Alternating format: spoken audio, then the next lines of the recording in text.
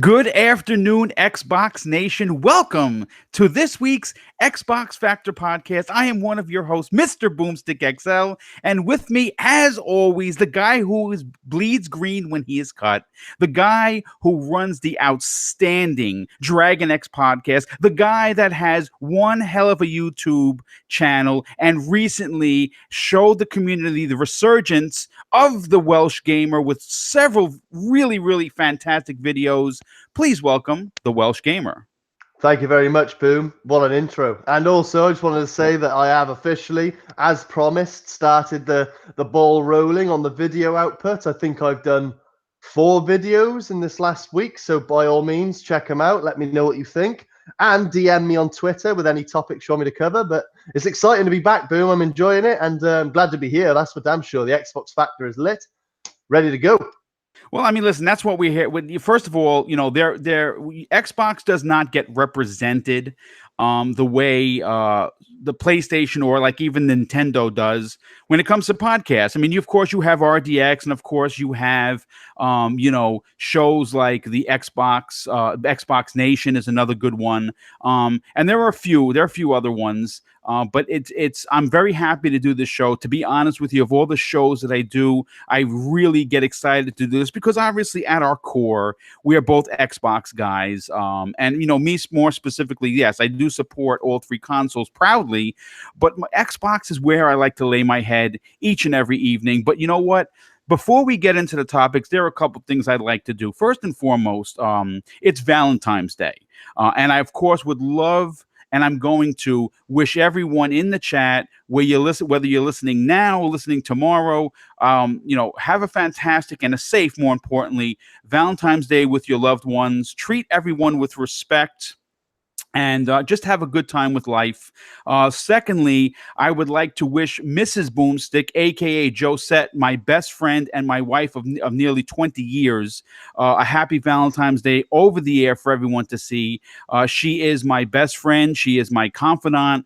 She is the biggest supporter of this channel outside of, the community.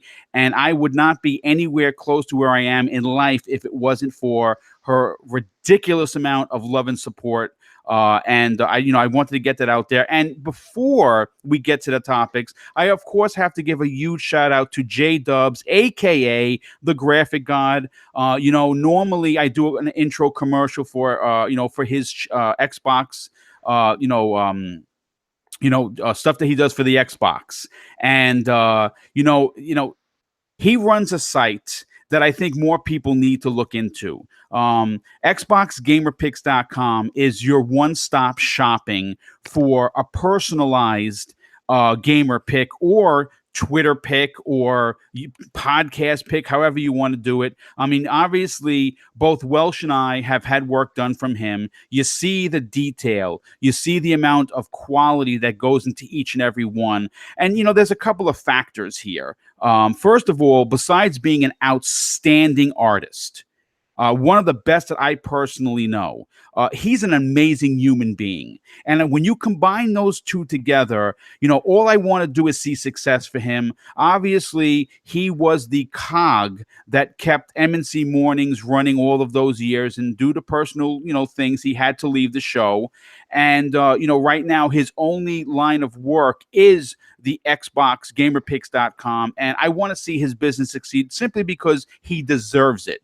Like I said, there are so many people in this community that have had work done by him. All of my channels, intros, and artwork have been done by him, and I actually would not go to anywhere else. So if you're interested, I know if UK Daz is in the chat because I can't see it yet because I have something on the screen. If you can just drop that XboxGamerPicks.com into it, and when you get there, there's a small questionnaire that you fill out, basically because he wants to get to know you as a person and he wants to know what you're interested in, which I think no one else does. And there's also a last question that says, how'd you find out about it? Tell him that BoomStick sent you. It lets him know that the commercials I do on this channel, because he's a sponsor, is working, and that would mean a lot to me, and of course would mean a lot to him. But you know what, Welsh? Let's get into the first topic. And you know what? Yo, Boom. Do you Yes, mind if sir. I just say one thing before we hit the first topic? Absolutely not. No, of course. Go ahead. No, I'd like to do it's quite spontaneous. I only saw the tweet about 20 minutes ago, but it's Cyber Gunter.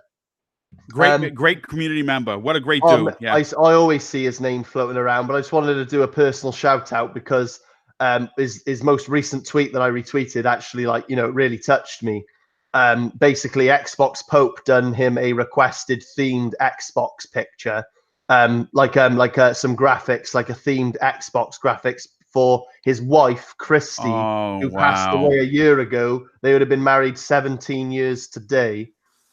So I just wanted to do a personal shout out and a massive happy Valentine's to you, dude, and obviously a happy Valentine's to your wife up there in the clouds. Bless you, and let's just say this podcast is for you today, bro. Yes, Right, absolutely. He's absolutely one of the community's finest. He's a personal friend of mine. I did not see that tweet, shamefully enough, because I would have given him a shout out. Good on you that you did that. He deserves it. He's a fantastic human being. He reached out to me and Joe said over the holiday, New Year's Eve, he did a video for us to say that he wanted to wish us all the success in the world. And obviously we cannot thank him enough for that. But you know what? Let's move on to the first topic. You know what? Look, let me just say this. I would be an absolutely huge fraud if I didn't open today's show with Crackdown news, opinions, and our personal excitement levels for the Xbox One exclusive that releases tomorrow. Now, real quick, Sobski, who's always on the Dazcast. We have a DM that's open with everyone that's been a part of the Dazcast. It's a great DM. He had actually sent something, and if I'm throwing this out there. If you're interested, you may want to do it. If you change your region to I believe it was what country was it? You can download the Crackdown 3 now. It might have been the Netherlands, I think. And I'll confirm that in a second once I start reading with the chat. And if you change your region on your Xbox, from what I understand, it's just literally a switch of a button. You can download Crackdown 3 and then switch it back once it's downloaded. I'm just going to wait patiently till tonight. I'm going to play tonight. But you know what, Drew? Something came across my desk thanks to the great friend of the show, Clowns, from Four Guys with Quarters. And not only is it shocking, but it's very disappointing. And I know you and I have been talking before the show, throughout the week, rolling up to it. We look. Here's the thing. You and I, we are Xbox fans, but we're also realists. We don't crowd control or damage control, if you will, and we give Microsoft shit when they deserve it. And Crackdown 3 already has so much going against it, right? Just forget that the media is going to shit on it regardless, right? We know that's a fact. We've seen it with IGN, we've seen it with GameSpot. The smaller sites seem to really enjoy it. For some reason, the bigger sites don't. I don't know why that is. Back in the days, Crackdown 1 for its campaign got an 83 on Metacritic. And according to several people, reviews that I've written that's been written recently, they happen to really enjoy the single player campaign on Crackdown 3 even more so. So I don't understand why it would score any lower. But you know what? Scores are irrelevant in my opinion. If you like the game, you like the game. But we have to talk about this. The no playing with your friends shenanigans. Now I know it's been talked to death because obviously this show happens at the end of the week, and sometimes we get news that breaks Wednesday, and sometimes news breaks on a Monday, and we kind of sit for 4 days and it gets regurgitated. But you know what? Our opinion still counts, and you tune in to this show because you want to hear our opinion. And before I get into mine, Drew, I know you were really you were hell bent on this information. You did a video. You actually did two videos. You did a Crackdown video first, and then this news broke, and then you had to do a second one to say what the F is going on, Microsoft. What is your opinion on the fact that we currently pay $60 a year for Xbox Live, right? And yes, games with gold is included and blah blah blah. Fine, but at the end of the day, you pay $60 a year for the service, but besides the security, besides the the downloadable stuff that you can get, you pay so you can play. And play who? With your friends. Crackdown 3, yes, it's been in development, but I have to ask you a question, Drew. Where was someone's brains during the production meeting that says, okay, online you're going to be playing with randoms all the time, and they completely removed the ability. Now it's coming. Yes, they said it's coming, but the fact that it's not there, this is a basic feature. Welsh, what are your takeaways, and how actually disappointed are you? Oh man, it's one of those cases of like, you gotta laugh, otherwise you'll cry. So I'm literally like, ha, ha, ha, ha, oh my god, like holding back the title. No man, I feel on a personal level let down because I did a video on like the Monday or something defending Crackdown as a whole, like defending its single player from all the hate. Saying that like, people loved the first Crackdown, so why would you hate the second one? Basically what you just said in a nutshell just then about the review scores. Those are exact words what I was saying in my video a few days ago. And I was banging on about don't slate this game. Like, it's gonna be Crackdown, what people have come to know and love, just bigger and better, and it'll look more gorgeous and blah blah blah. I was giving it all of that, and then literally not a whole 24 hours later, news drops that they're not gonna have friend lobbies in its multiplayer.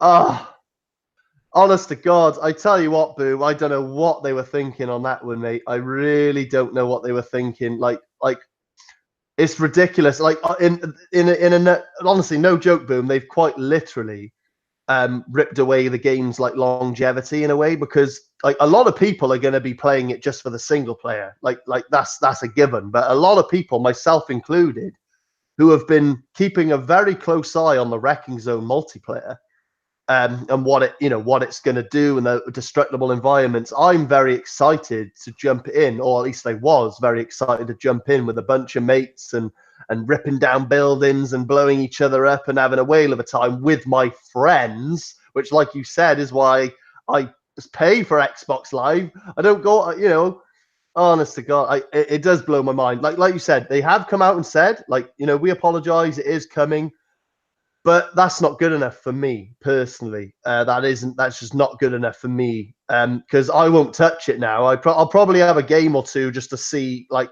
what how good is the destructible environment. See it. I want to see it for myself. But if they think people like myself now, who have been waiting to play this Wrecking Zone multiplayer, it's pretty much been the highlight of my, what I've wanted to play on with Crackdown 3. I've been more looking forward to this than I have the single player, in all honesty. If they think I'm just going to play game after game after game on my Jack Todd, they got another thing coming. I honestly think because of this, they're going to lose a lot of people. And by the time that they actually do the update and say, right, you can lobby up with friends now, people would have likely moved on to other things. I mean, I could be talking out my ass, Boom. I could be just speculating for the sake of speculating, and this game within the next week or so could be hitting great numbers. Lots of people are loving the game, and people are looking forward to it, and it sustains its longevity. But for me, it's a bit of a kick in the nuts. I mean, I take it that little extra bit personally, because I went out of my way to defend Crackdown, like in as a whole, and then they dropped this news, and I was just like, really, are you effing serious? But yeah, I think it's a big hit. Like this game, you said it best, Boom. This game is going to be taking hits from all angles when it comes out tomorrow. You can just see it. It's written on the walls. Every outlet, IGN, you name it, that it's going to be coming from all angles, and this does not help its cause at all. Look, here's the thing, Welsh. As many people of the chat, and we have 80 people watching already, and that's just outstanding. Or even for the people that are going to listen later. I love being the unicorns and rainbow type of person, right? Like everything in my life is Care Bears and cotton candy, right? That's how I am in real life. That's how I am on the mic. And that's just the way I like being. I like being a good guy. Heck, I mean, I've even recently been very privileged to be given the tag name of Officer Friendly from Mooch, and they actually used to call me that on my beat because that's the kind of cop I was.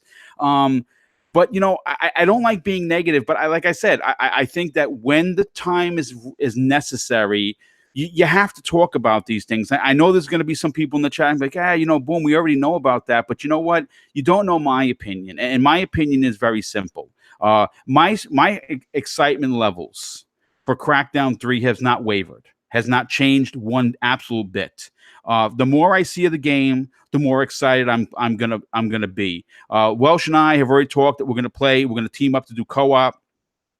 Friday afternoon after breakfast at Boom, I'm teaming up with the Don to do some co-op multiplayer in obviously in the single player campaign.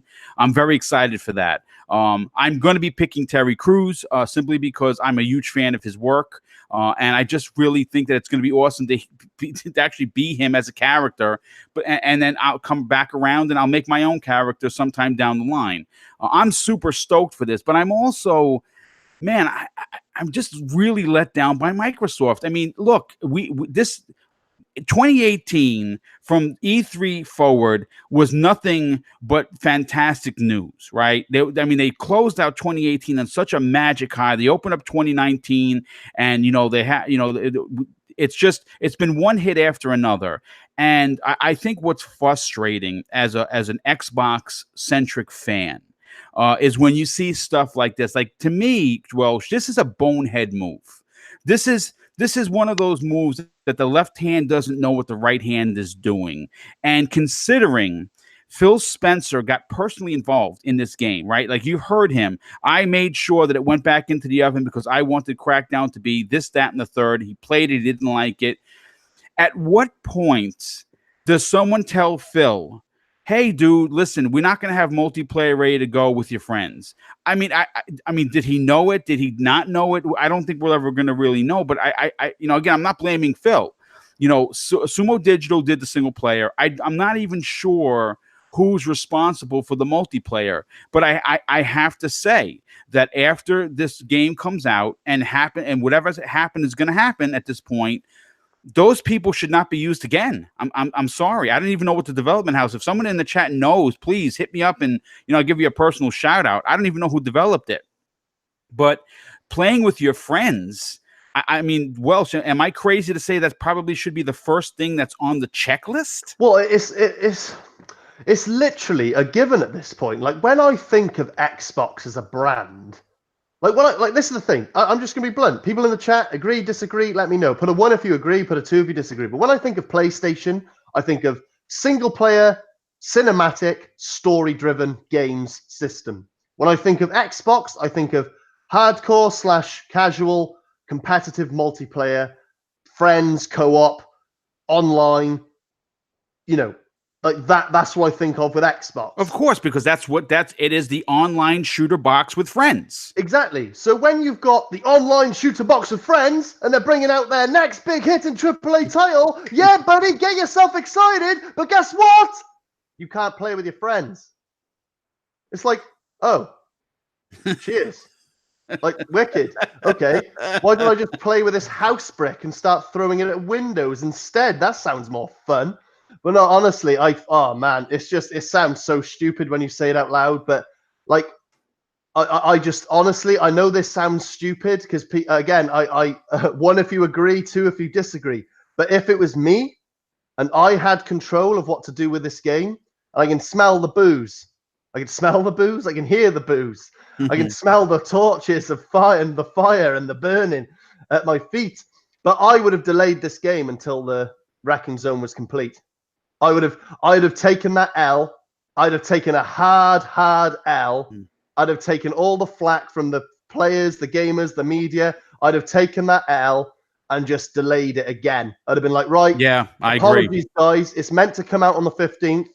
I know you've been waiting, but the wrecking zone is just one phase away from completion. We need to just get the coding together, do this, do that, so you can party and lobby up with your friends. It's available now to play, but at this moment in time, you can't play with your friends. So we're going to just delay the game for another month or another 2 months or however long it takes.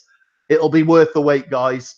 There you go. And then when the game comes out, it might have a fighting chance of success because Yeah. it'll be the whole package. People will be playing it for the whole Crackdown experience. You don't want to be getting it in stages, man. You don't want to. It's like going to. It's like I'm trying a little moochism coming up. Obviously, it won't be as good, but it's like going to a bloody Italian restaurant and ordering the large pepperoni pizza, and they give it to you like one slice at a time. Like every hour, you're getting a slice.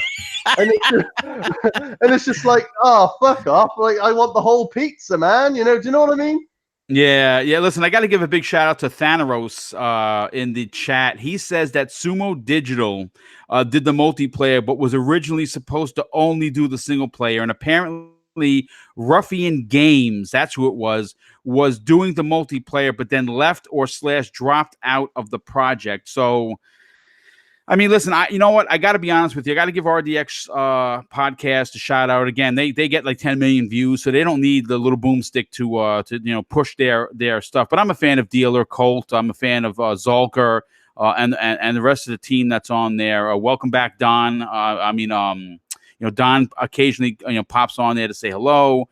Jay Fonzarelli, welcome back to him. He was on there and now he's back. They were talking. They said something to the effect that because the original team or the original company that came up with the destructible environments was bought out by Epic Games, they somehow had to scramble to get that working.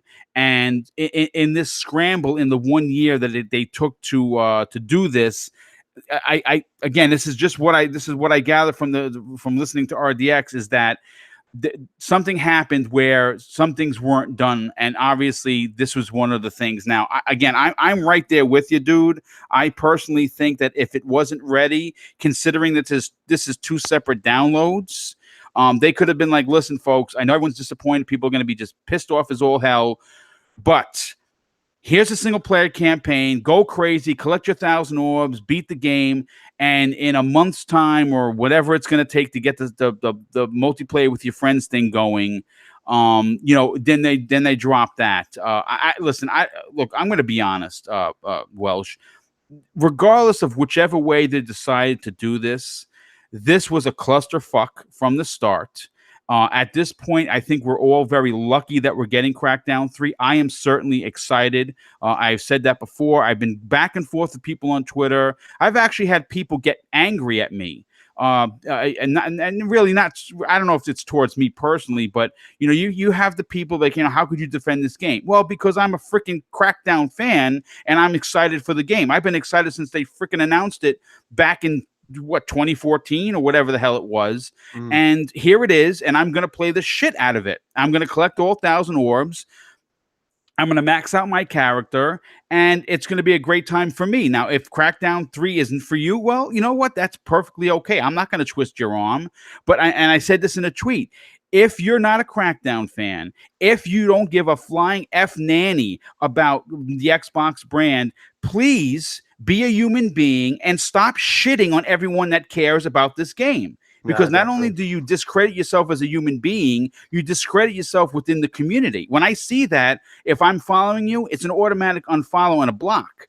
And I don't like doing that, but I refuse to stand and watch people get assaulted verbally because they like something. Stop shitting on people's excitement. That nothing freaking annoys me more than that. I'm sorry. Sure. No, in this whole experience, and being that I actually done 2 videos on Crackdown, I've seen it firsthand in my comment section.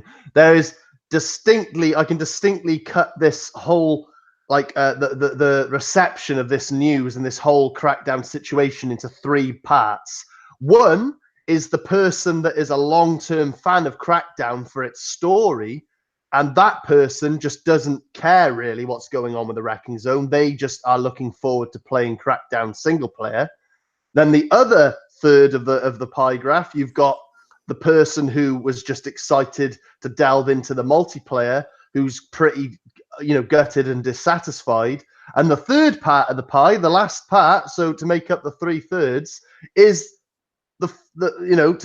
sorry for my French, Boom, but the fucking idiots who probably have never had any intention of playing Crackdown, probably never heard about Crackdown until a week ago, and they're just shitting on it for the sake of shitting on it, for love nor money or clicks or whatever their goal is, or trolling.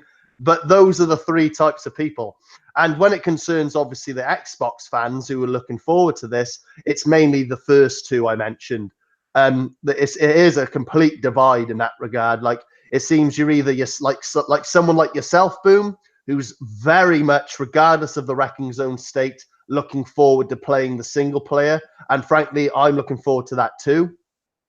And then you've got the other person who is just really looking forward to partying up with buddies and getting into the destructible environments, and they can't do that, so they're very disappointed. Yes, but it is a 50-50 divide. But yes, for the most part, to end my point, I think if you're a fan of Crackdown from the very start, like, I mean, you're one of these people who has been a fan of Crackdown since Crackdown 1, and you played Crackdown 2, and you've been looking forward to Crackdown 3 since 2014.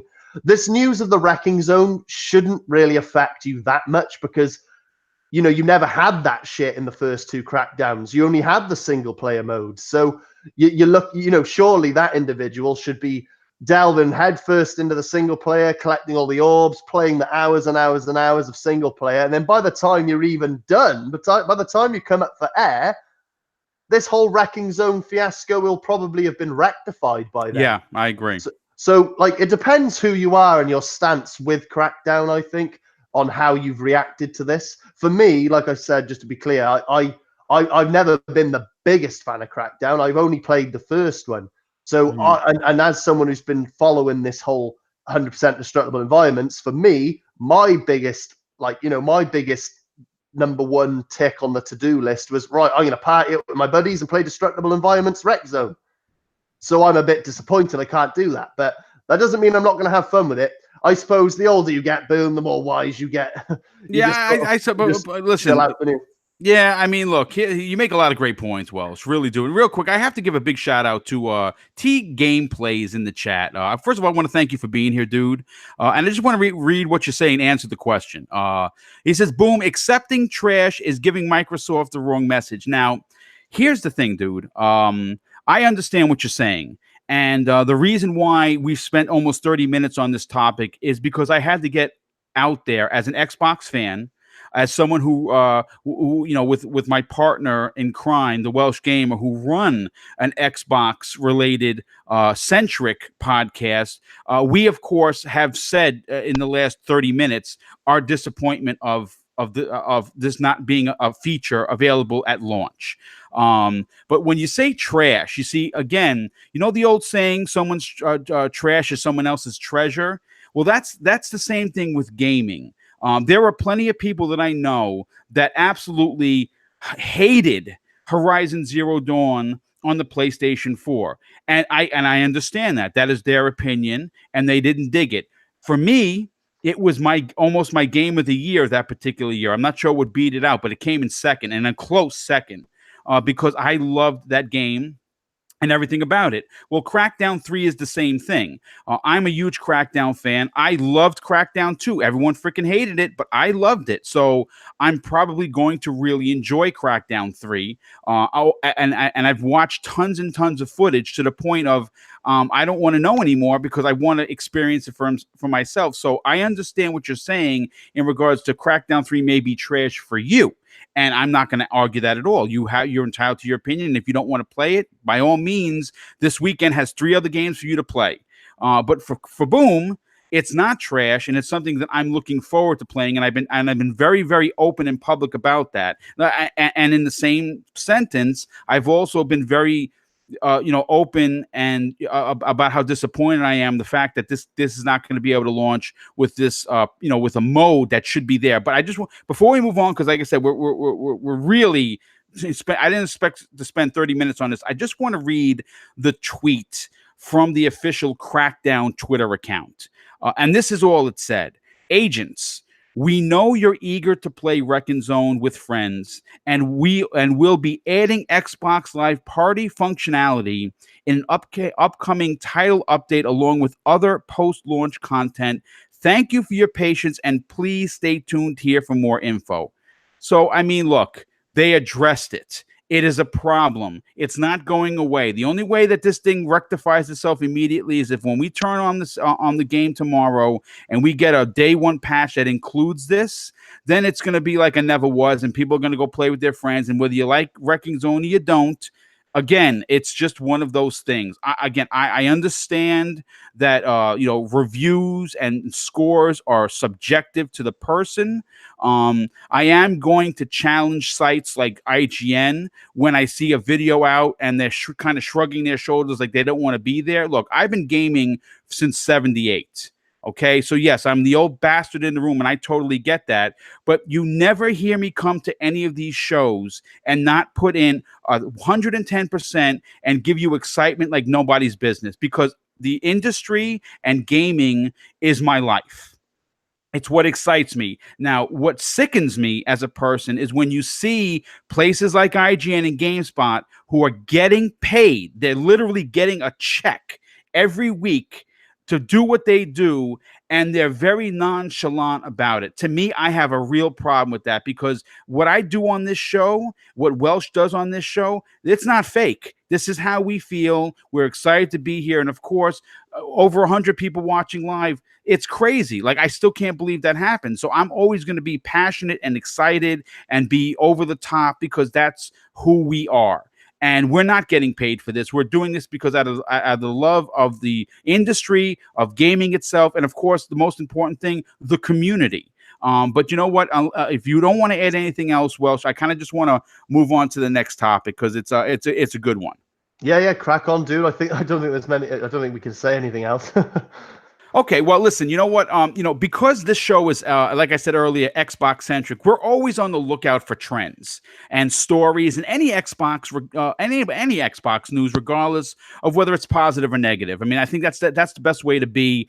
Sometimes you can, we don't try and spin anything. And on this very show, we have at times, Welsh, discussed at great lengths the issue with marketing with Microsoft. And as 2019 continues to roll out, some of the year's biggest titles are releasing in the next few weeks. And I'm super proud to say that Microsoft got it right.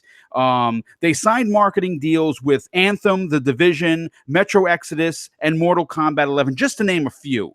And as awesome as this is, I just saw bundle marketing for The Division 2 and Anthem. And both, what's great about this is not just stuck to the Xbox One X.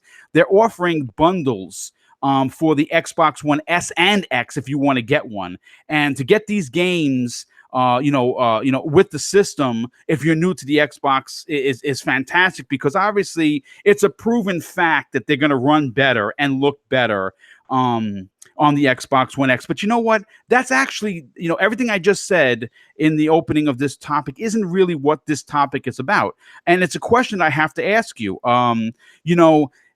It's a proven fact that custom consoles sell more units. I mean, look, all you have to do is look at what's been going on the PlayStation side the last 2 years. They've had God of War, they've had Spider-Man, they had Gran Turismo, they had Star Wars, and they all sold like gangbusters. My question to you, Drew, and again, it's not a major topic, but I kind of just want to get your opinion on it and see what the chat has to say. In your opinion, do you think it's a missed opportunity not to get custom consoles to two of the biggest games? Like I said, in the past, Sony has just slapped a sticker on there and some Star Wars writing on the cover of a box, and it sells like it's going out of style. If you were to give me an orange Division sticker and maybe a custom controller, guess what Boom is doing? He's trading in his standard black one to get a new one, because I'm a Division freak. So do you think that, considering these two particular games are probably some of the biggest titles that are going to be released in 2019, do you think it's a missed opportunity for a custom console, even if it was limited? Boom, I'm going to correct you. You said this isn't a big topic. I think it's one of the bigger topics. Good. Take it away, please, by all means. I just would wish for just a moment, Phil or Aaron Greenberg, any one of the guys over in Redmond were listening to this right now, because... And they should be listening, by the way. This is one of the best shows on the market. I'm sorry. One of it is the best, bitch. No, but on a serious note, though, man, like this is one of the more important things that I think they miss the mark on just about every bloody time. Like they've got the marketing deals for such big titles this year, and they're wasting the opportunity. I think it's ridiculously stupid. Like in a nutshell, Boom, you knew you knew when you gave me this topic. You knew full well what I was about to say. But this, once again, for me, is just further proof that they need some fresh blood in Xbox's marketing department. They need a team of people who are going to push the marketing to its limits. When you've got opportunities to market the Division 2 and Metro, Mortal Kombat and Anthem and God knows what else, they need to push it to its limits. There's a few people in the chat already saying I've seen loads of Anthem TV ads and stuff like that, and that is brilliant. Me and Boom were only saying the other week how they need to clamp down on the ads for their first party and third party, and that's good to hear. But go the extra mile. Like, Xbox have done the hard bit, which for me is securing the deals. Knock it up a few with a limited edition custom box. You know, it can't be. I'm sorry, Boom, correct me if I'm wrong. And guys in the chat, correct me if I'm wrong. But it can't be that difficult. If a red zone financially deficient company like Sony can do it as often as they do, then you know for a fact Microsoft can too. That's a fact. I'm sorry, that is an absolute fact. It'd be like pennies in the underneath their couch bloody cushions compared to like, you know, Sony. You know, it's truly a missed opportunity, I think, not to mention just a little bit lazy, as I remember in the 360 days. Granted, it was under Don Matrick and other people, and they had different ideas, and I respect that. But in the 360 days, one of the things I looked forward to the most was when I knew Xbox had the marketing deals with a game. I used to look forward to seeing the unique design of the console. Yes, I remember honestly, and there's some amazing ones. Boom. There's like the Gears 2 one. They did one for what else did they do? Call of Duty. Yes, Call of Duty. It's great. And the best one they ever done, and to this day, it still shits on that Star Wars one they did for the PS4. But the Star Wars one they did for the 360 was listen, dude, let me just say this. First of all, brilliant on you for bringing that up. I mean, think about that custom console, the Star Wars one. First of all, big shout out to Mrs. BoomStick once again. She got me that for Christmas that year. I already had a 360, but she got it because I'm such a Star Wars fan. It looks like R2-D2, and the controller is C-3PO. I mean, come on, man. I mean, that's just amazing. Real quick before I continue my point, I have to say a big thank you to the $5 super chat to Scrub Nurse, who's always in the chat and supporting this. And they say, marketing deals work. I have a friend who is a casual PlayStation gamer who asked me if I have seen the commercial for the Xbox exclusive called Anthem. And do you see that? Do you see that? Is wow. Thank you so much for sharing that, because if you remember, we talked about this late last year. I actually had friends that told me, hey, is this Red Dead Redemption? How did Sony get that as an exclusive? Or how did they get Destiny's new DLC as an exclusive? The casual market does not know what we know, and the marketing deals work. That is the end of the story, Welsh. Yeah, no, it absolutely does. And going that extra mile with custom consoles, like this is why this topic is a lot bigger than you gave it credit for, in my opinion. Like maybe you do still think it's not a big deal, but for me, I think the average casual who walks down the street and passes their game store and in the window is an Xbox One X with Anthem plastered all over it, all the custom trimmings, the hand reaching out and the helmet and all these different things, like get Anthem now on the Xbox One X with a custom console. Talk about like great marketing and dude, I would have bought it. I would have figured out a way to trade my old one in and somehow, you know, trade something else in to get the money for this console. I would have bought a either or a Division 2 or an Anthem custom console. Sign me up right now, dude. Yeah, all I know is this generation, websites like Vinyl for You and stuff like that are literally raking it in because of the Xbox market. Yeah, Literally, you go on Google, I'm pretty sure it's called Vinyl for You, but you go on there, They have and they have like sections for PlayStation, Xbox, and I bet there's dust gathering with the PlayStation part of the website because they don't need it. PlayStation does a custom console every 2 minutes. With Yeah. Xbox, they must be raking it in. They got so many themes they don't know what to do with because people will buy those skins and they'll stick it on their Xbox manually. But people shouldn't have to do that. Like, it's written on the wall how successful it's been. Like, just look at PlayStation. Forget casuals, forget hardcore, forget the divide in who buys what. Just look at the number, boom. You've got, let's just call a spade a spade. By the end of this generation, they're more than likely, if they haven't already, hit the 100 million units sold mark. And I can guarantee you that is like 90% to do with the marketing, of course, but a lot to do with the custom consoles. It has a big part to play because a lot of people in the gaming streets these days, I know I'd be the same if I had the extra cash to throw around, but people are collectors. Like, Yes. I bet you there's so many people over there in the PlayStation side of life who've got maybe one of every console they've got. They might have one of every limited edition. So what's that? Like, they've done at least 8 or 9, if I'm not mistaken. So that's already one person, 8 consoles sold.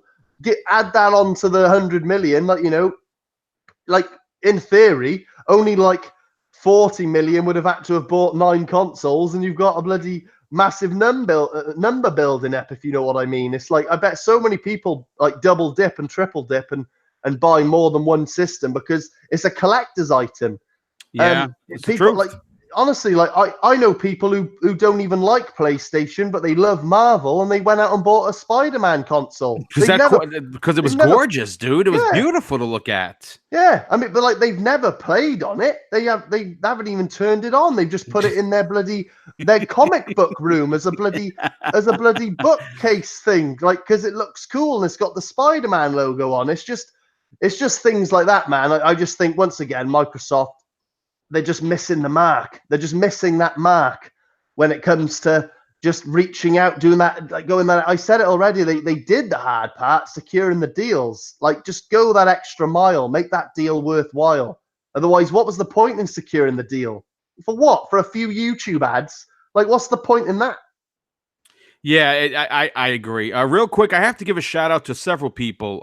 First of all, Samer Fan, he asked a question I thought was very interesting. He says, do you think Sony pumps out so many custom consoles to help sales, or because they didn't know how well games would really sell? Well, look, here's the thing. You take a guy like me, right? I'm personally responsible for a purchase of 4 PS4s. And you say, well, boom, that's ridiculous. Why? Well, I bought a PS4 on launch day, right? Then they released, I think it might have been a year later, the white Destiny one. I'm like, whoa, I got to have that. I'm a Destiny fan. Had nothing on it, right? But it was white, and it was Destiny. I was like, I got to get it. I bought that. And then, obviously, the PlayStation 4 Pro came out. I bought that. And then MrBooMStick, as a surprise, because I'm such a big God of War fan, surprised me with the God of War custom console. So this household alone was good for 4. My brother Neo Mental, was good for 4. So, I mean, yes, there's 100 million consoles. Well, it will be 100 million consoles, but there were a lot of people that double dipped. And why did they double dip? A lot of the times it was for custom consoles, like you just said, Welsh. And I just wish Microsoft would understand that, because, like, you look at what, like for instance, they have you have the ability as a fan to get a custom controller with your name on it. You can color it. The Design Labs is amazing. No one else is doing it. Microsoft is doing it. Could you just imagine for a second if you could design, and this is where I think, again, someone is not listening in the market department. Because custom consoles, you have to do months and months and months in advance to get it designed. And I get that. I actually heard Aaron Greenberg talk about that. But here's my answer to Aaron. Offer that service in your Design Labs, right? If you told me that I could design, for $100 more, I can design my controller and I can design my my console to be whatever custom you want it to be. It could be for the NFL. It could be a Pittsburgh Steelers one, or a Minnesota Vikings, or it could be a Division II, or it could be an Anthem. that completely removes the production that requires you to make boxing and all this other stuff. You can simply go to the website, go to Design Labs, order it the way you want it, pay the extra $100 if that's what it's going to cost, and the shipping, which would probably be about $140 after tax, right? But if you're a fan, you would probably pay for that. I would probably figure out a way to pay the extra $140 or $150 to get the custom console that sits on the top of my center where I keep all my gaming stuff, and I would proudly display the Division 2 or the Anthem custom console and controller to match. And I think that I mean, again, I'm not a marketing guy, but Microsoft, if you're looking, the DM is open. Hit me up. If you pay for the flight, I'll fly out to Seattle. We'll sit down. We'll have a tea and crumpets, and you can hire me. I won't even. I don't even want six figures. I'll come in cheap because I have my own insurance, so I don't even need that. But you know what? If you again, I think I'm of course I'm joking at the same time, but this am I talking craziness, or is it to you, Welsh? Does that seem like a simple and more effective answer than mass producing one particular custom console? It's crazy, Boom, because me and you pretty much share the same brain. It's insane, dude. Like I'm going later. Remind me. I'm going to send you the link to a video I did on my channel. Like, had to have been a couple years ago now, but I literally had the idea that long ago. So, like, let alone now. Like, my opinion on the matter hasn't changed. But they've got the custom controller labs. Why they don't go that extra mile with the consoles, where you can pick a color scheme, or like on the website maybe upload an image, whether it's a photo of you and your family and your kids, if that's how you want to play it, or you want a Batman one or whatever. Upload a big image and then you send it off, pay to order, however much the asking price is. If the fan wants it, the fan's going to buy it. That's a fact. Yes, absolutely. And you get the custom console that you want. And like you said, Boom, and again, this is where it's freaky and we share the same brain, but you literally do cut out the middleman. You do. You can market these games like normal, like they are now, with bundles, standard bundles, but then the individual who wants to go that extra mile and is like, right, I really want a Division 2 console. Mummy, Daddy, for Christmas, can you do this? Can you do that? Right. You can just go on the website, upload a Division 2 logo, get it like printed on your console, boom, done. Like, it's a good idea, Boom. They need to get on that. They need to hire you, Boom. They need to hire that brain of yours, son. I you know what? I really wish Microsoft would hire me, because, like I said, I come in. I'll be the cheapest guy in the lot. Like I said, I have a pension and I have insurance, so I don't need a lot. But I would work for Microsoft, and I would put 110% the same way I do into this channel, and I would work for the people. But real quick, I have to give two shout outs. Rumple Foreskin with the $2 super chat. He says, "Love the show, guys, and thank you so much. You're always here and you're always donating, and that is extremely generous and kind of you." And Caboose V42, a huge fan, always number one in the chat. So thank you for always being here. He gives a $2 super chat, and he says they did have the Battlefield 5 Rush Xbox One X. And yes, you are correct. But when it was just slightly colored different. You know what I'm saying? Like I understand that technically it is a custom console because it's not the standard black. I get, but at the same time, there really wasn't much to it. I just think that, again, I hate having naysays on the show. I love being the positive dude, but you know what? Like I said, I'm very, very happy. I'm so proud that Microsoft went after all of these big games. I mean, getting Mortal Kombat, getting Anthem, getting The Division.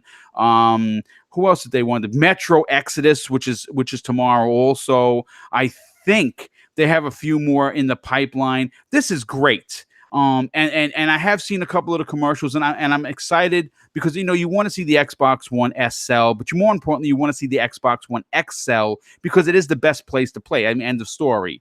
But you know what? I want to move on to the next topic. I think you're going to dig this one. Last week, Welsh, Respawn Entertainment now owned, unfortunately, by the whoremasters known as Electronic Arts, launched a battle royale game called Apex Legends. Now, I've heard some stories that you and Salty teamed up. You got to win. You love to play battle royale games. I just recently found that out. So shame on me. We know how Salty feels about it. I mean, even the sometimes slightly negative Mooch, who was down on the game, can't stop playing it. Obviously, many gamers, especially me, was extremely disappointed by the fact that it wasn't Titanfall 3 that was announced during the live stream. Afterwards, reports emerged that Titanfall 3 had been shelved in favor of Apex Legends, and it really was unclear if we'd ever see another Titanfall experience anytime soon. Respawn head Vince Zampella said that players should expect something new regarding Titanfall later this year. So, of course, that got me super stoked. And this is what he wrote from his official Twitter site. He says Zampella wrote, tons of things planned for Apex Legends in the future. We are also committed to listening to player feedback. We are also working on some Titanfall for later this year. We love being able to experiment in this crazy universe. Now, something happened when Apex Legends came out. Besides taking over Twitch, besides knocking Fortnite upside the head, besides hitting 25 million players, 2 million concurrent in 7 days, which is freaking ridiculous. If you look at the title of today's show, you're going to see Apex Legends equals Titanfall 3.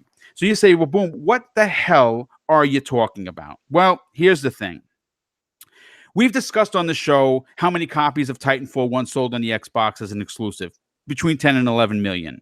We know that 4 to 5 million, possibly more, has sold when it was a multi-plat. So it's safe to say that the series has a fan base. But new news dropped just the other day, Welsh, that not only have the PC, Xbox One, and PlayStation 4 versions of Titanfall seen tripled the amount of players on a game that was supposed to be dead for Titanfall 2. This tells me that there's still a fan base out there. It tells Respawn that there's a fan base out there. And I wrote to Vince. He didn't get back to me. Vince, if you listen to this show, we are still friends. And I'll say this also, if you need a guy in marketing, you need a social media dude, hit me up in the DM. I'll come work for you. I'll fly out. I'll move my wife and everything over, and we could be best buds. I will live and breathe Titanfall 3 for you. I'm just throwing that out there. But on a serious note, Welsh, the success, and I mean it is really going to be, it seems as if it's going to be tremendously successful. Apex Legends has the potential to be so successful that, in my opinion, could, and I hope, fund the Titanfall 3 development project. What are your takes on what I'm saying? Mate, Apex Legends has a nice cozy spot in my heart. Literally, Apex Legends, for people who enjoy the battle royale genre, is like that hot chick that comes into the bar and perks a little butt on a high stool and sits there twiddling the olive in a martini, like looking at you, giving you the cheeky look, and you're just like, hey baby, how's it going? Want to play? Like, literally, Apex Legends is incredible. And the fact that it's having a positive impact on Respawn with an older title like, Titanfall 2, seeing that the numbers are increasing, I think it's safe to say that, going by what you're saying, Boom, with the whole equals Titanfall 3 thing, I think it's safe to say that, the guys behind Apex, the guys at Respawn, they must be really chuffed with themselves. They must be chests out at the moment thinking, right, we got Apex Legends, which is literally taking the battle royale genre by storm, and we've got Titanfall, which is seeing increased numbers. Like, God, whichever way we go, we're in the clear. We're in the green. By that I mean, Boom, they can't really take a step in the wrong direction. They can pursue Apex Legends for another year or so before they even consider doing anything Titanfall related, or they could keep a small team that monitors overseas and just keeps Apex Legends on its at a nice quality, while they have another team starting to get the ball rolling with Titanfall or whatever they do.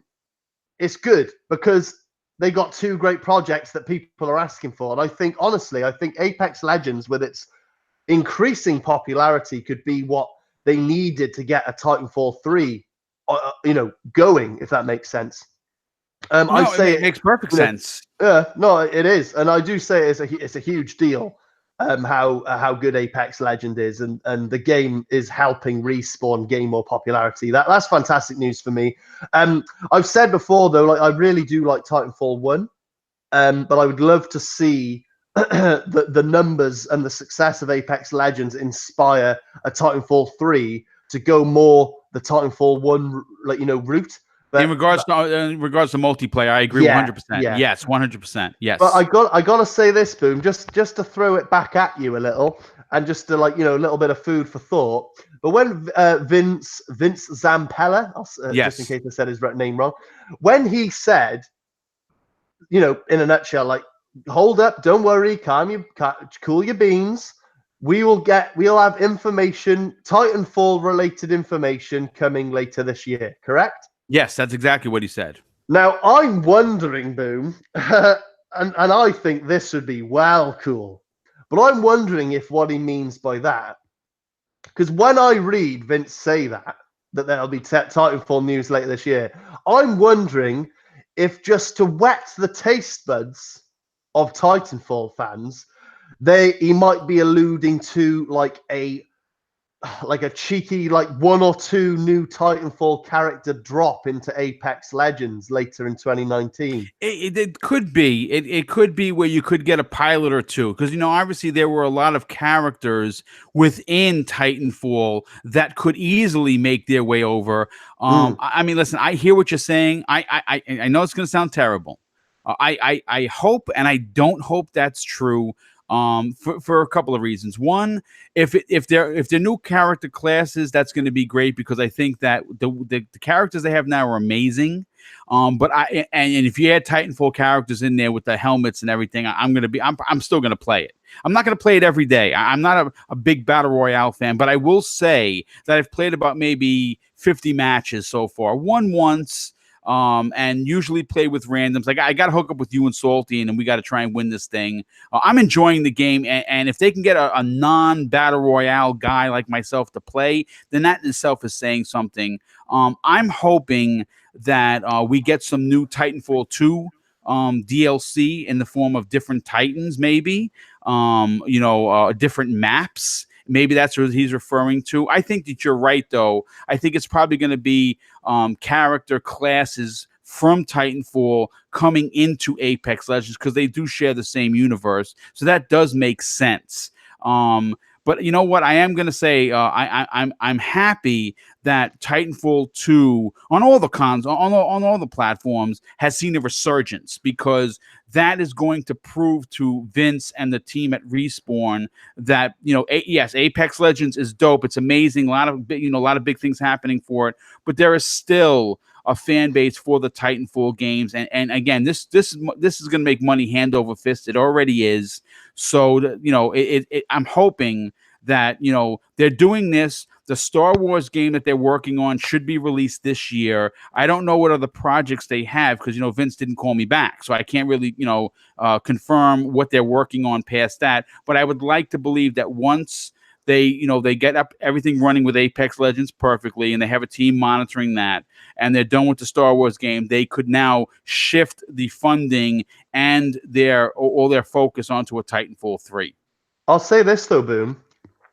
Like, when you look at Fortnite and how much money that's generated for Epic, and now Epic have moved on to making their own store that is competing with Steam and other big, they're going on the bigger things, and the money they generate from just Fortnite alone with its battle royale, it's crazy, dude. It's insane. I'm not joking, right? I've been a huge fan of the battle royale genre since PUBG.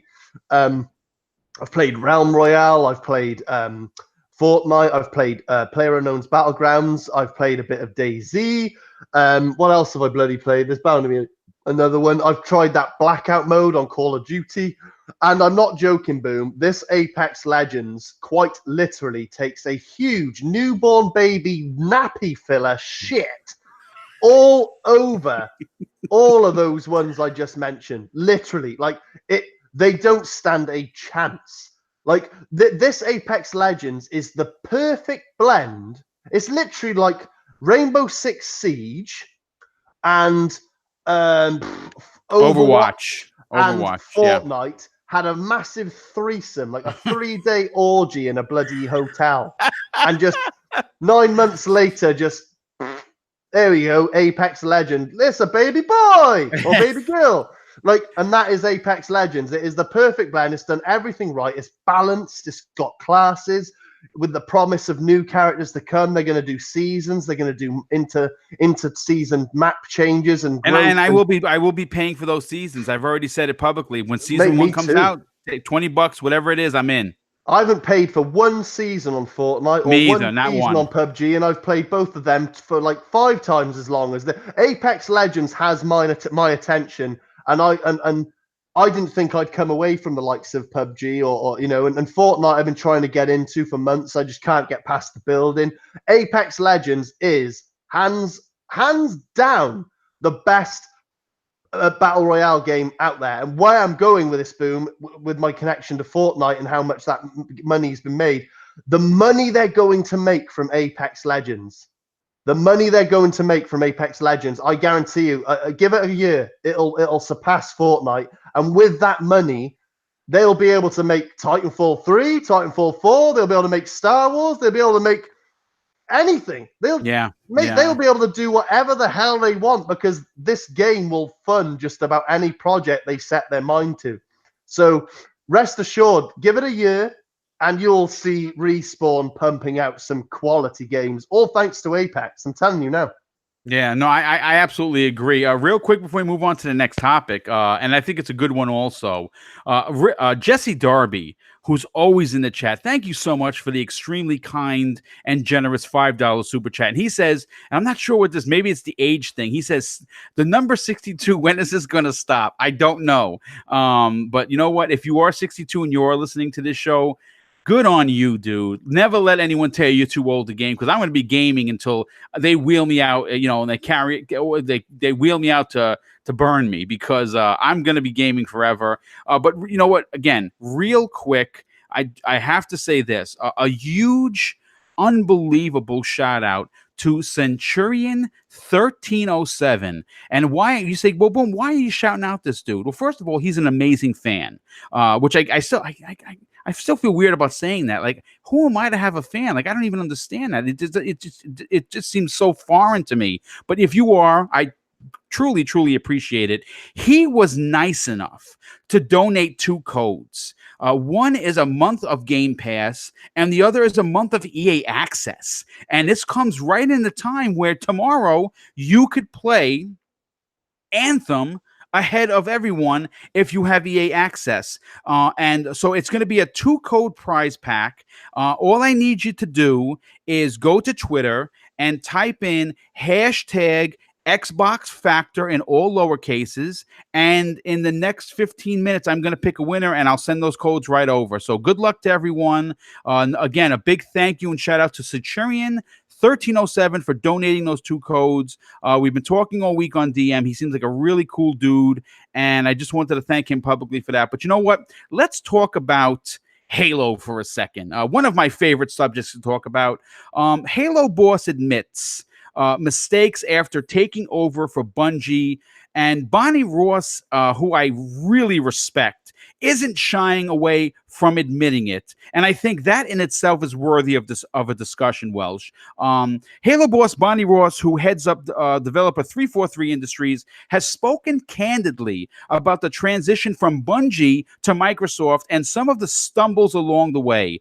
And speaking to VentureBeat, .com, where I got this article from, in an interview from December, we were just recently made aware that Ross said that 343 made some mistakes along the way, and the overall taking the overall taking over of the development reins from Bungie has been very humbling to her as a studio head.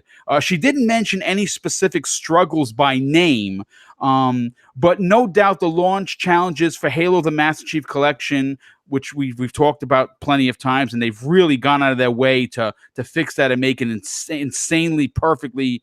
It is a perfect package if you're a Halo fan. But I mean, it was a black eye on 343, more specifically for her, simply because she's running the show. But Ross went on to say that 343 not only considers what's best for the Halo franchise as a universe, but also how the studio interacts with and responds to fans, and that's important. We've talked about player feedback. If you do it in a proper manner and it's not all caps or curses, they listen to what you have to say. So I just want to read exactly a few quotes from what Bonnie Ross said, and I get your opinion on this, Welsh. The whole team looks at this as not just our universe.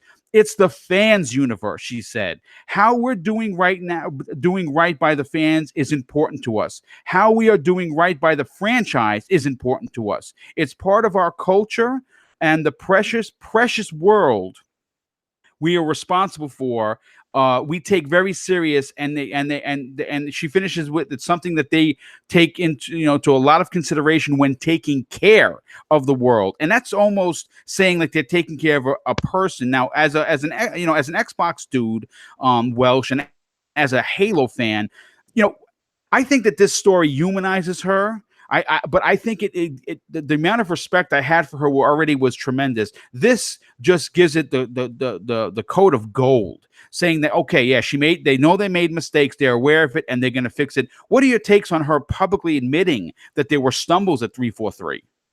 What do you mean stumbles? Halo's fine. What are you on about, man? No, I on a serious note, Boo, I'm glad you brought this up because Bonnie Ross, as an individual, I tend to overlook. When I think of Xbox and the 343 team, I tend to think of Frank O'Connor and one other dude. Those are the first names that sort of come up. But Bonnie Ross, she does she does a great job up there with 343. The whole team do. Firstly though, I'd like to just say though that I think it is very commendable in this day and age in the gaming streets to publicly take ownership of your shortcomings. I think it really is. When you've got people like IGN out there who will run with anything and make you out to be awful. I think it does take a very big person to to take full ownership. So big ups to her and team. It's been very clear from the start where Bonnie Ross and 343 Industries' intentions lie. And I think you'll agree here, Boom, that their only intention since taking the mantle of the sole creators focusing on the Halo franchise, their sole goal is to create the best Halo experience. That is all they want. They want to be the ones who literally make the best Halo experience. So in 20 years' time, people look back and go, remember Halo Infinite? Man, that was the best Halo ever. That's all they want to do. They want to make the best Halo while honoring its legacy. It's so apparent. The passion oozes. Even those comments that she was on. Yeah, she talked about her mistakes, but the way she was talking about the passion behind it, for the most part, even considering the mishaps along the way, I believe they've made good on their intention. They've certainly tried their best. They've made some errors, but they've also done a lot of great things for the Halo franchise that I think are proving and showing very promising future prospects for the franchise. And I think in any case, that'll make them more determined. So in a nutshell, Boom, I don't think that it would make their strive to create the next AAA Halo masterpiece any harder than it may have been if they, had a flawless journey so far. But with all the mistakes accounted for, from the Master Chief Collection to the shortcomings of what Halo 4 was lacking and the shortcomings of what Halo 5 was lacking and whatever, I think with all those things accounted for, it'll simply just make them more hungry to do better. That coupled with the passion they have for Halo, which is absolutely apparent, I have zero doubt, Boom, that Halo Infinite will be not only an outstanding game, I have every faith in that, but I do think it could quite possibly even be the Halo masterpiece that 343 want to make, and us as the Halo fans want to receive. So I think she's commendable for her efforts, commendable for her honesty, and I think her and the team are the right people for the job, and I wish them all the best of luck. Yeah, I absolutely agree. I don't think I could add anything to it. Welsh, that was well said. Like I said, I'm a big fan of Bonnie Ross. I think she's an industry, a person that strives to have excellence in herself and in her team. And I'm really excited to see what they bring with Halo Infinite. You know what? Let's move on to the next topic, and it's a big one, and it's going to be a big talking point. Z Huge EX. I think everyone knows him as an inside Xboxer. If you were an Xbox insider, he provided a report from an institutional investor that interviewed both Microsoft and Sony last year. Now, of course, this is an Xbox show, so we're going to talk about what they had to say in regards to the Xbox brand. There was a lot of talk in this interview, if you will, that involved Project X Cloud, Xbox Game Pass, and how they were going to reach 2 billion gamers that were out on the market. And Drew, we have already talked about this in a big ways on other shows. And though you and I both find it interesting, it's actually not what the topic is about. In the last part of Z Huge's information is not only a big talking point, but if true, the days of Xbox or hashtag Xbox has no games, social media bullshit is going to be completely wiped away. Microsoft believes that its new studios will help to achieve a primary goal, and that goal is to deliver one AAA game per quarter in order to drive Xbox Game Pass. Now, with that said, it does not want to rush its new studios into delivering games before they are fully baked, and believes that any acquisitions takes time to get its legs. And that's, I think that's development 101. Its ideal acquisition targets have proven content, and strong development teams are currently hard at work. Now, here's my question to you, Drew. This information from Z Huge. Again, take it with a grain of salt. But the guy is more right than he's wrong. And if they somehow are able to squeak out a AAA title every quarter, I mean, what do you say? But wow. Not only will this make Xbox Game Pass a bigger hit than it already is, but having 4 major AAA titles with smaller exclusives throughout that 4 quarters sprinkled in there will really push Xbox hardware in the next generation. And here's something else: if Anaconda is as powerful as some rumors are, Microsoft will have a winning combination with once the new console arrives in 2020.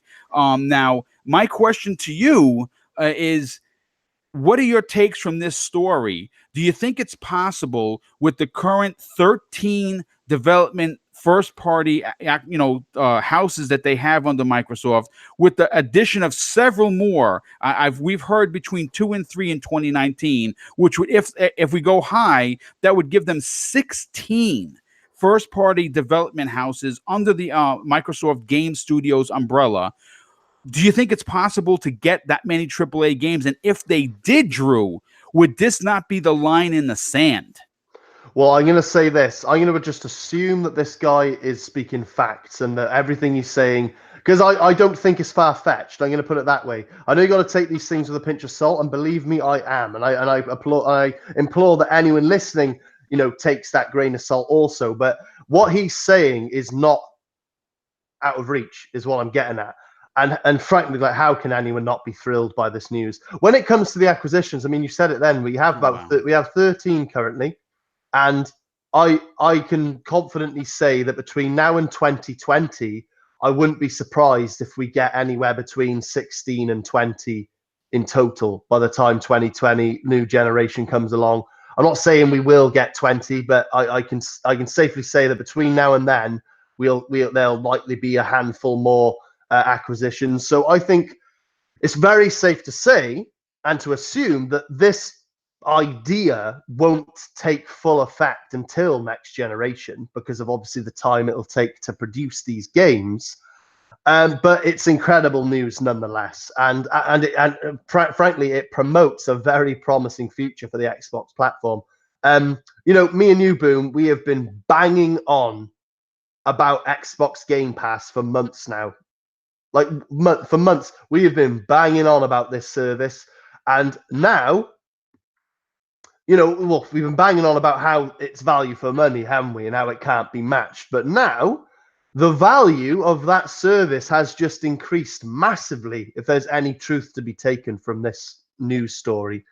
In a nutshell, Boom, and this will be what grabs the casual market by the horns. Like, this is what's going to grab the casual market by the horns, man. But, when it is in full effect next gen, think about it. The average gamer on Xbox will be getting a minimum of 4 brand new AAA Xbox exclusives a year for the price of 2.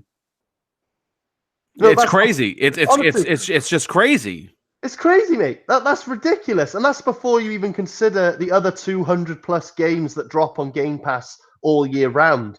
If Xbox play their cards right, Boom, they'll truly overwhelm the casuals when it comes to choice. Think about it. The xCloud streaming box bundled with 6 months of Game Pass to get you started. And in that 6 months, you'll be getting at least 2 AAA titles like for free. If that doesn't entice an individual, a casual gamer to invest more of their time and money into the Xbox platform after that heavenly deal with this promise of 4 AAA titles, and then you got to consider the AA's and the indies. And mate, honest to God, if there's any truth to what this guy is saying, that is just incredible. Like, it's safe to say that like Phil's plan is coming into full swing. Yes, like they're coming in at all angles. They've got they're going to have the marketing down. They're going to have the power down, the games down. There's the IGN and outlets like them are going to have to find the darkest corners of the world to hide when Xbox are done, because they'll have nothing to do. Like, their whole livelihood has been to pull shit out of their ass to talk smack. And when Xbox Next Gen literally just ticks every box, IGN are just going to be like penguins in the winter. Like, they're just going to be huddling in a bloody cold circle, just keeping each other warm. And like, literally, like, it's crazy, man. It's crazy. I honestly think, if you're going to ask me right now, right, what's the likelihood of this being factual and this actually being a thing? This is in a nutshell, Boom, in of all actuality, what Phil and team have been pursuing since Phil took over. Yes. This is the plan. This is the big plan. All the things we've talked about for months, from the services to the hardware to the acquisitions, E3s, what their game plan is moving into 2019, how they're going to play it, what games are coming, how they're going to move, that they're transitioned into a new generation, appealing to the casuals, the streaming box, Lockhart, Anaconda. Every single thing is for this. Yes. So gamers from across the globe, however casual or hardcore, you are going to be covered by Xbox. Whether you game on the move, on a PC, on your phone, on a tablet, on a console, they are gonna have you covered. And I don't think any one of the other contenders or any of the outlets that have been slamming Xbox, none of it, they're all going to be just speechless. I'm telling you for a fact. Yeah, I agree. Phil will just be sat there, chest out, arms crossed, legs kicked up, sipping on a freaking pina colada in the sun, going, "Ha! I love it when a plan comes together." Yeah, I mean, listen, I can't argue with anything you say. This is Phil's dream. This is Phil's plan. He talked about it. He let people know it was started out with hardware.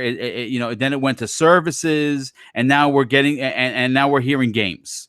And it's everything he talked about when he first got hired. So all you can do is applaud him. He's one of my favorite people. I don't know him personally, and I'm hoping that one day I'm blessed enough to actually just shake his hand.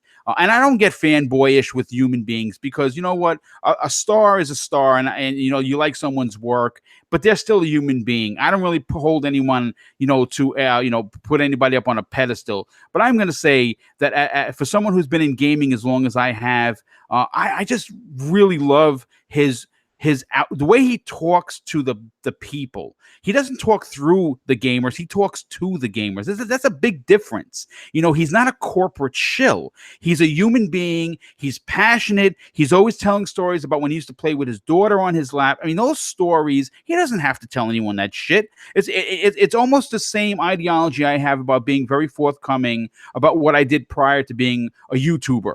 Right, like I'm not ashamed to say I was a New York City police officer. In fact, I'm damn proud, because I knew I helped hundreds and hundreds of people. And you know, I tell stories about my wife and about my beautiful and awesome nephew Tyler, because I want to be personal like that.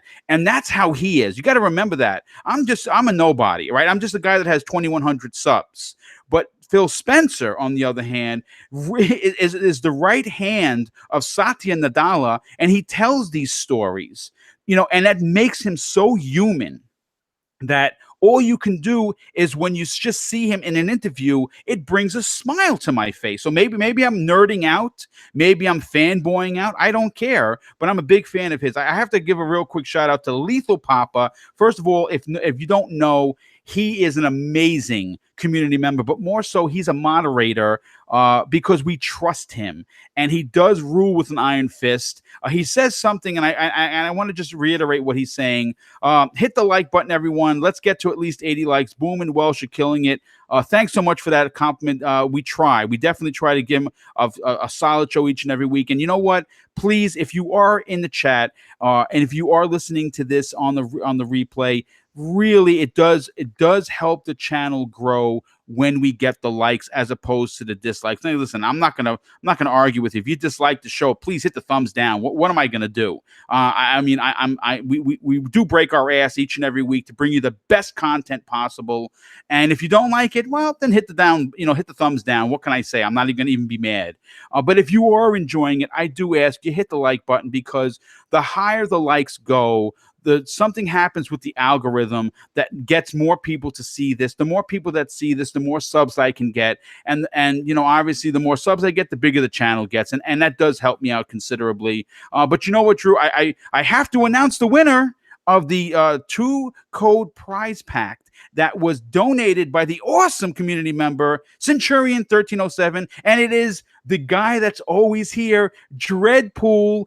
I will be emailing you. I will DMing you in a few. Congratulations. I actually posted it on Twitter that you won. Let's get some likes and retweets to that. Dreadpool, if you don't know, bailed my ass out big time last week. Never did a podcast, and he stepped up. He said, because I was, obviously Welsh had some family stuff happen, and I needed a co-host, and the Clowns stepped up. But before I got Clowns, Dreadpool was the first one to say, "Hey, listen, I'm here to help. I don't know what I'm doing, but I'm here." And it wound up being a very successful show. So congratulations on the win, and a big thank you once again for stepping up last week. But you know what, Drew? This is a topic that warms your heart. Not many YouTubers talk about this. Not many Xbox podcasts talk about this, but this damn show is going to talk about it. And as it states, as of today's show, there are 500 plus games that are backwards compatible. And you know what? It is going to be a big topic. It's a topic that Drew has been jonesing to talk about. And if you didn't know, the current number of games that are now backwards compatible sits at over 550 games. Now, that includes the Xbox 360, which had over 2,000 games released for the platform as of January 2018. That means that 25% of the collection for the 360 is playable on your Xbox One.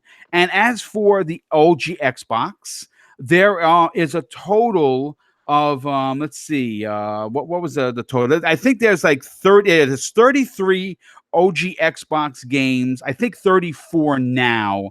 And that, I mean, obviously, it's only 3% of the 1,047 games that made up the original OG Xbox library. Now, again, I just want to really say this.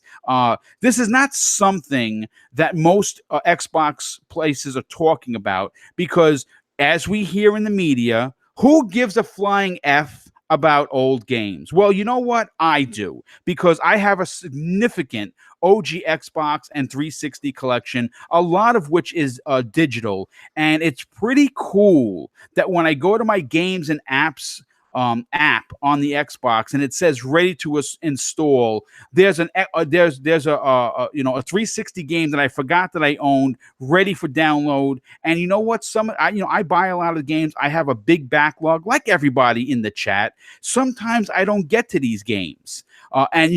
Real quick, as of yesterday, thanks to some people within the community, some people spotted Phil Spencer playing Too Human on the Xbox One, which means that that's probably going to be backwards compatible. Now, if you didn't play Too Human, I'm telling you right now, that game was fantastic from start to finish. Loved every minute of it.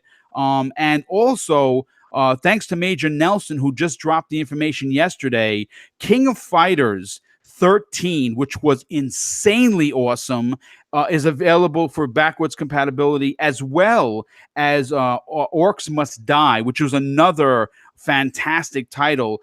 Drew, listen, I know we talk about Game Pass all the time. We talk about games with gold. Those are usually our go-to things, either the beginning of a month or at the end of the month when we get the information. But not a lot of people talk about this pretty cool free program for the Xbox brand, but I thought it would be really awesome, being a slow news week, that we would kind of just talk about it. First of all, over 550 games for free if you own the disc. How awesome is this service, dude? Oh, it's amazing, and it's the gift that keeps on giving. I do find it funny when you get people who are like, "Oh, no one wants to play old games." I always say this to that particular person, whoever that person is. No one's forcing you to, but the fact the option's there is fantastic. And then when you get ponies who are like, "Oh yeah, but who wants to play old games?" Well, obviously Yoshida thought you might have wanted to. For $99, you get 20 of the shittest old games in the world on a freaking plastic paper box for $100. Yeah, he obviously thought you wanted to play old games. But anyway, I think backwards compatibility is an option that I think every system should have. I think the fact, like, people collect games like all like people have collected games all this generation. People have collected however many games last generation. People collect, and obviously before the digital age reigned supreme, people have got discs piling up in their attics, in their gaming rooms, and under their beds, like wherever they stow them. And the ability to be able to go back to any one of those discs, like, when it is in fact granted as a backwards compatibility title, is a great thing to have. I hope I'm glad Xbox done it, and I just hope, regardless of the people who make excuses for them, I do hope that Sony does it, because it's a good feature and they should do it. I hope Nintendo does it, and I hope everyone follows suit, because it's only fair on the gamer. I've got so many games from the OG to the 360 just collecting dust that I'd love to go back and play, but I can't, at least not yet. I mean, like, a lot of the titles I love and grew up playing are available to this day, but there's some more I want to see added. But I think it's a great feature. People who hate on it either have nothing better to do or are just absolutely stupid, like have the IQ of a freaking grapefruit. Yeah, you know what? Again, I had sent you this, the topics list early enough. And I have a list of 3 games that I want to see backwards compatible. I don't know if you were able to get to make a list or not. Yeah, I did. I did. Okay. I'll hear yours first, then I'll do mine. Okay, so real quick, obviously, these are 3. They're only 3. They're not currently available as of this show. But by some magic, who knows? By the time we end whenever we end, they may be available, and that would make my day. Splinter Cell for the OG Xbox. The original Splinter Cell was such an amazing technical achievement that I would love to play that. And obviously, the OG Xbox as well as the Xbox 360 games, they do get some sort of 4K patch that upreses the graphics. It already was an amazing looking game. I would love to play that. One that I really cannot believe is not available, Max Payne 3. God, that was such a great game. I only put about maybe a few hours into it. I would love to beat that game. That's one of those games that again, you backlog, you'd go back, and I'd go to storage and pull out the disc and play that. And the original Mech Assault, which is, I hope that they're making a new one, because my God, what a great game. Those are my 3 picks. But Welsh, more importantly, what are your 3? You're right, it's more importantly. Everything I have to say is more. Guys, tell Boom in the chat, like, a 1 if Bowen, the Welsh game is more important. 2 if Boom's more important. Oh, mate, look at the ones are going to come in now, Boom. You'll be taking that out. Anyway. I'll be deleting the messages. Listen, look, Welsh, you got no 1. Sorry, no one cares. No, I think we're going to see a tidal wave of 2s in a minute. But no, my 3 is this. At number 1, I have Brothers in Arms, Road to Hill 30, Earned in Blood, and Hell's Highway. I'd love to see great picks, dude. Honestly, Road to Hill 30, Earned in Blood at OG Xbox. I've still got the discs for them. I want to see them return.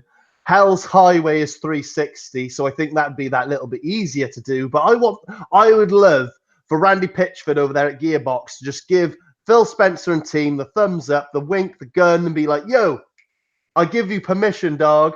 And they just dropped all 3 of those in backwards compat, on the list of BC tomorrow. Like, oh man, I would have a wet dream.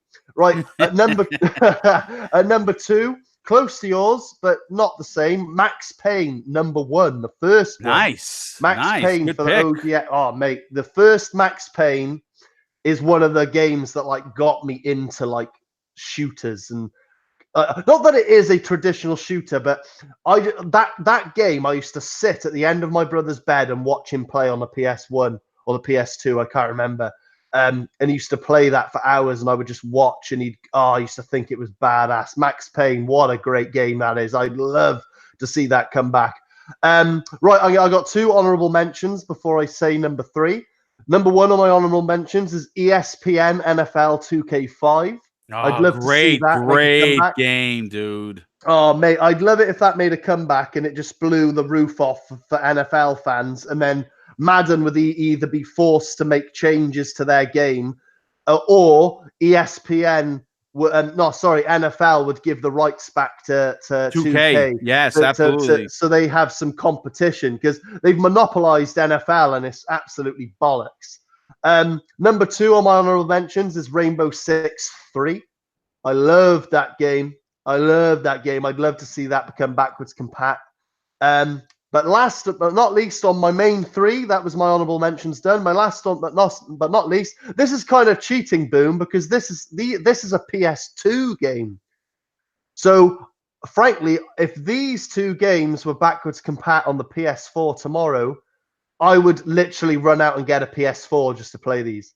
And that is The Getaway 1 and 2. Oh, those are great games, dude. Oh, great games. Yeah. Those are literally, in my opinion, up there as the best games PlayStation has ever made. To this day, I'll even put it next to God of War and Spider-Man as more fun. And I have so many good memories with The Getaway 1 and 2. Even better than backwards compat. If Sony came out tomorrow with a trailer for The Getaway 3 and were like, right, it's coming out fall 2019, fuck, I'd buy a PS4 tomorrow, even if it just sat there and gathered a pile of dust until the fall of 2019. I would get that, mate. The Getaway is an awesome game. Yeah, that's me, man. That's all I got. I know you asked for OG Xbox titles. No. Either or. It doesn't matter. Listen, backwards compatibility is a big program. It's a free program. It is the Xbox platform is the only one that's doing it proper.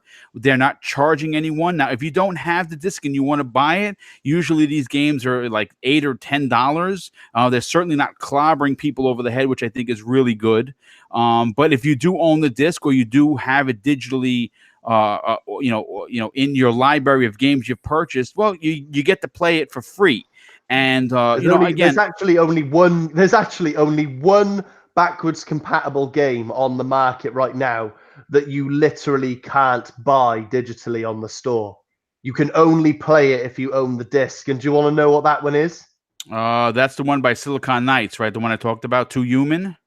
No. The Amazing Spider-Man 1 and 2. Oh, wow. Sony, Okay. when they announced Spider-Man for the PS4, they basically got Phil on the phone and was like, "Yeah, you can't sell Spider-Man on the dashboard anymore." Oh, wow. Okay. I know, Well, bit of a twat move if you ask me, but hey ho. But anyway, and that's the only one. Well, that's. I mean, listen, the both games were okay, but I guess it is a kind of a shitty move. Listen, I don't know how you are on time. I do have one other topic. Do you have the time to go into it, or should we end the show? Go on, man. I think it'll be fine. I can hear my brother and my son laughing their heads off downstairs. If they were screaming and crying, I might have said no, but they seem to be having fun. So let's rock and roll. Okay, well, this is a fun one. This is again when the Xbox news sometimes is in short supply. As a content creator, I'm not going to sit here and lie. I get a little anxiety because it's my job to put on a good show. So a lot of the times, topics like the backwards compatibility topic, that is written from scratch, and this next topic is written from scratch as well. I think it's very interesting, and I kind of want to get the opinion, of course, of Welsh and the chat. With the major success of Capcom's Resident Evil 2. My question is, did this story Japanese company just start a new trend in 2019? So you're saying, boom, well, what do you mean by that? Well, during a 2017 investors call, the heads of Capcom stated to investors that they were going to go back into their IP catalog and bring certain titles to the current gaming space. Obviously, Resident Evil 2 was one of those games. It shipped 3 million copies in 7 days, and some circles, including me, are calling it an early Game of the Year contender. And I don't think that's too far from the truth. It's safe to say that new IPs, Welsh, are getting harder and harder to sell to not only to gamers, but to investors.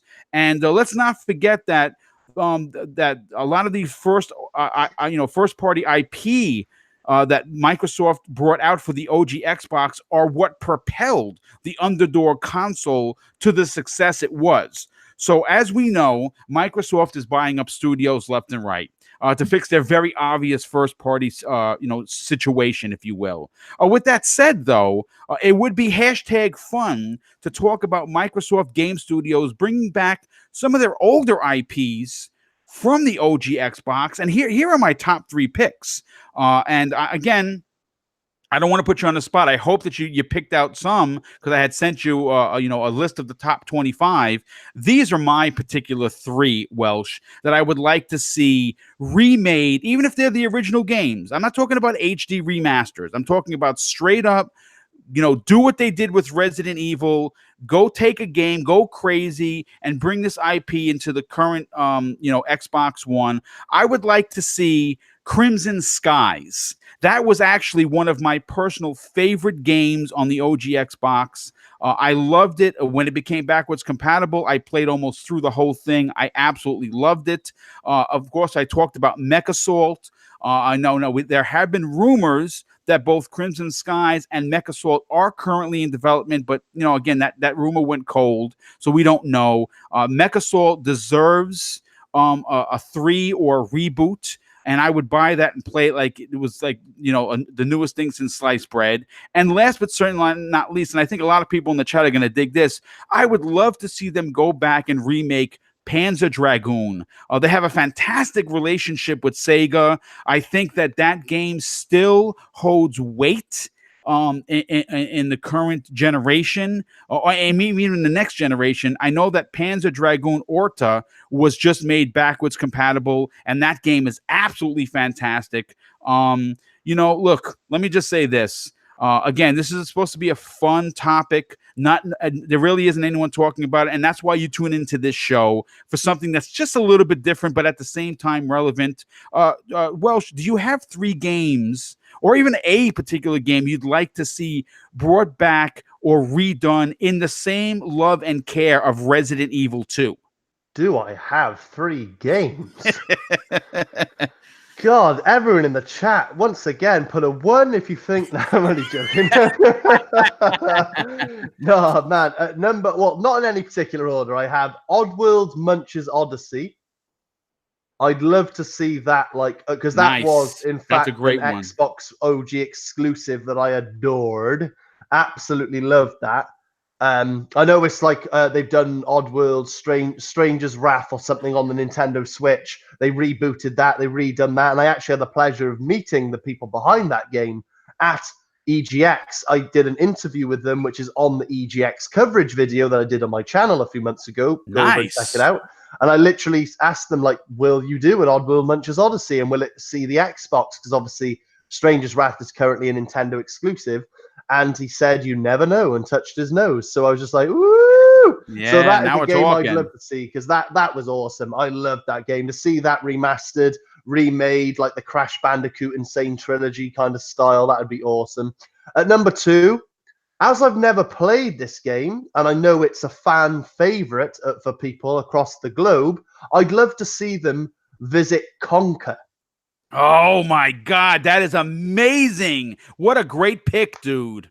Man, I'd love to, because that'd be great for me on a personal level, because I know it's probably available to grab now. I think it's even on the Rare Replay collection or something, but I'd love to see them visit that, reboot it, remaster it, remake it, however you want to spin it, and bring it out. And I would buy and play that happily, because I'd want to play it as if it was a brand new game. Do you know what I mean? I'd love to get into that. I've heard good things about that game. And at number 3, it's kind of cheating because they're not actually Xbox exclusives. And I did actually say these in the last topic, but screw it. It's my answer. I can do what I want. Brothers in Arms, Road to Hill 30, Earned in Blood, and Hell Highway. The trilogy remastered in 4K, almost like the Master Chief collection, but with the Brothers in Arms games.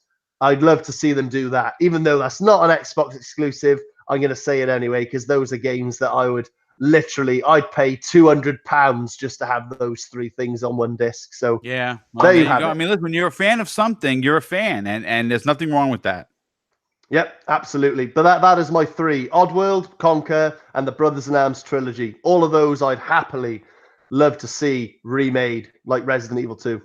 Nice. Well, that was a great pick. I hope everyone enjoyed the fun title topic that we brought up. I have one last thing. I just want to throw this out there. This is going to be 2 minutes. Just tweeted by the AIAS. Who's hosting the DICE Awards for 2019, and they wrote a tweet, and I had to talk about it because it's Xbox related.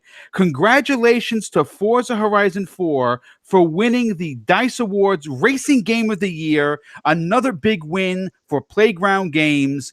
I know this is a last shot in the arm second topic. What are your takes on Playground Games winning this award?